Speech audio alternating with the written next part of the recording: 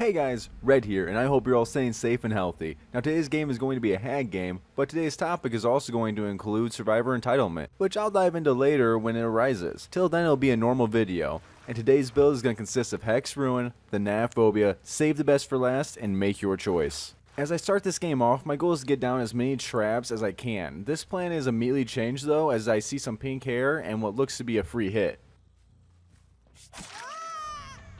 I don't like to chase with the hag, but I know this map well enough to know that pallet she's heading to is an easy pallet to mind game.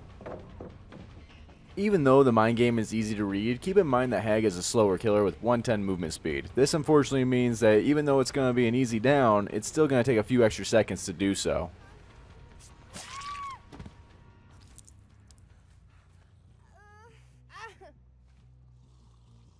When I play the hag, I try not to go crazy with hook traps. One is typically enough. If you put it just in front of the hook survivor, when they are saved, they will spring the trap most of the time. Unless they're smart enough to instant crouch after being saved. If you do notice that, then I would actually place an additional trap farther away to catch the saver off guard. I love rank resets. Most of the survivors I'm currently going against are more about taunting than they are about making correct plays. That was a really safe pallet that she blew for no reason at all. Right about here I noticed something is definitely off with Bill. I wasn't quite sure if I was lagging or if it was him. I chalk it up to behavior servers working as intended and carry him off to a hook. This is a survivor misplay. Nia should have faked the save in order to bait me and give Bill time to wiggle out. At the moment I'm questioning whether or not Bill's the one lagging, but I decided I'd give him a moment and hook Nia right away instead of trapping to give survivors enough time to save Bill.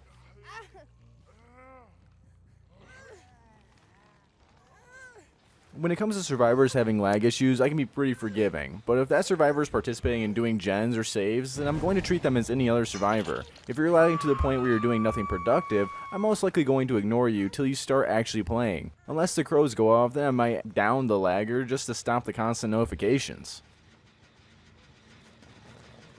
I give chase here as I don't see any loops at the moment, and I'd like to pressure her for a few seconds away from the gen as it's already got a lot of progress on it. I like to trap areas like this as normally when a survivor finds a loop they like and feels safe, they will run back to it whenever they feel they're in danger. This will give me an upper hand next time if she makes the same play twice. This map can have some really strong pallet layouts for survivors, so it's good to get them out of the way as soon as possible instead of trying to play around them too much. Unless of course you have a trap in the area. Bill goes for a second save here and is pulled again. This time it seems pretty smooth, at least until I hook him.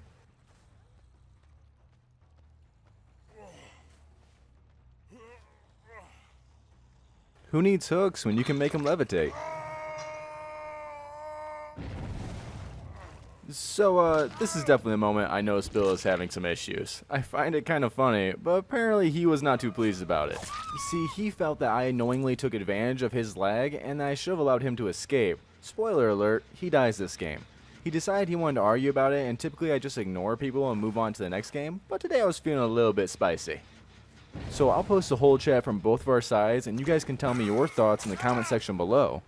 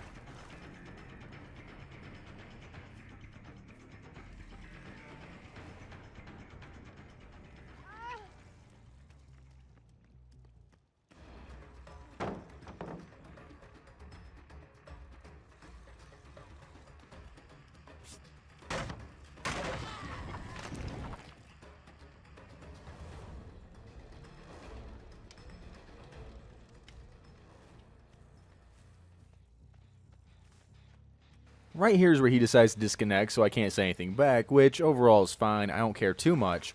But I want to get something out there for any Survivor mans who do watch. There is no killer code.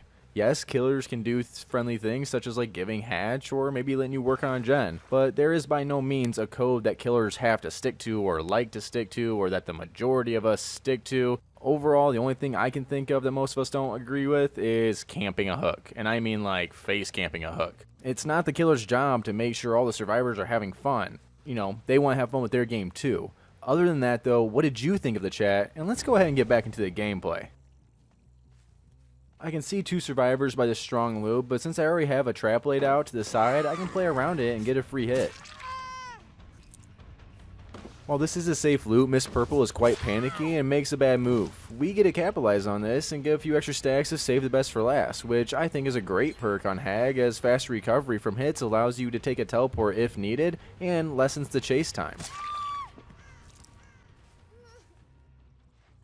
I've been enjoying learning the Hag lately, as she punishes altruistic plays and can snowball quite hard if survivors make just a few mistakes. And like the Trapper, as the game goes on, it's more in her favor. I love strategic killers like this, and I really hope we get more in the future.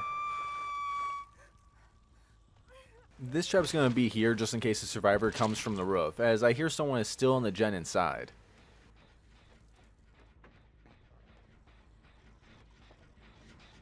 Knowing which ways survivors will typically run allows for good but not obvious trap placement. Always watch how your survivors react and move and adjust traps accordingly. Currently, my favorite trap placements are standard run paths and not on a loop directly, or just to the side of a jungle gym for when a survivor goes for the vault, their screen will be pulled to look at the activated trap, which can actually ruin taking that vault in the first place.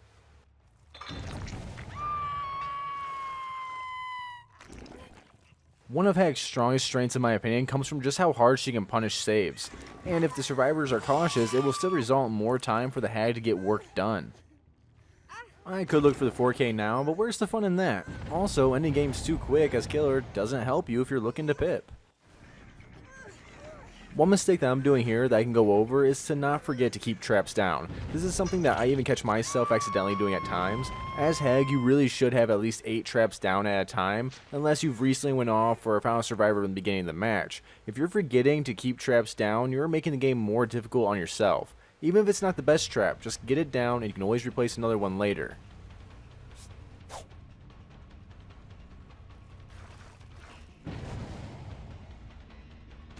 This was not planned at all. When I originally teleported, I thought I was going back to the hook. But as our hero Bob Ross would say, it's just a happy little accident.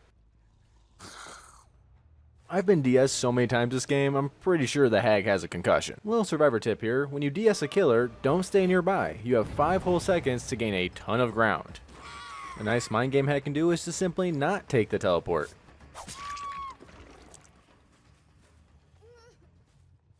Something I should do more in my future games, and you should do as well, is place a trap or two after downing a survivor, especially if there are loops nearby. Again, I'm getting no value for all the 9 traps I have in my hand.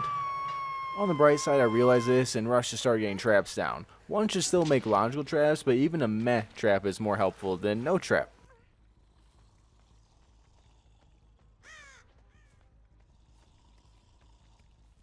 Traps like this will pull the survivor's camera, making it hard to make use of short loops like that. Placing traps under pallets is just a good way to get stunned by better survivors.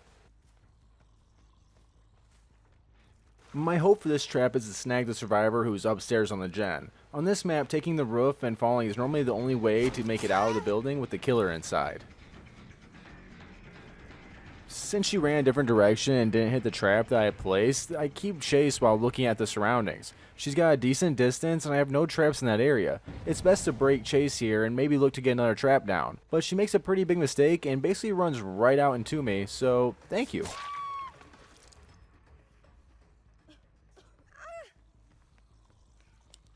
Going for the flashlight save over saving a teammate is a pretty scummy thing to do, at least in my opinion, but you know, hey, you do you. I normally hate playing long pallets like this and will just break the pallet as soon as possible, but Hag can play them decently well. Just place a trap to either end or both and run the survivor. They're bound to activate it somehow and then the mind game ensues. Never fall for the sprint and burst bait. If you read it right, you can keep the distance gained to a minimum and can sometimes be the difference to them making it to a loop or not.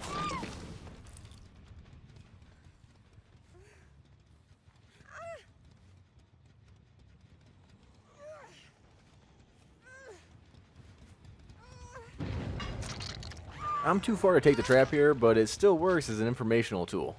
I never really mind the last survivor making it out or not. I actually enjoy the last little chase, but I don't typically give free hatches. I may leave the hatch open to make it more fun, but as a survivor in my games, you'll have to earn it by finding it first or outplaying me till you do find it. If you're lagging or having issues with your game, take a break and get that fixed. I'll do my best not to focus you if I notice the problems, but it doesn't mean you get to escape or not have me be a threat at all. But that's it for this gameplay. I've been playing a lot more of my 4 killers that I'm not comfortable with to get better on them and bring you more content for all the killers. I hope you enjoyed this video, and apart from the entitlement portion, I hope it was helpful and entertaining. If you did enjoy the video, make sure to leave a like and a subscribe. If you have a killer idea you want to see, let me know down below. I hope you obsess some entitled survivors in your next games, and until next time, I'm Red, and I'm signing off. Come on.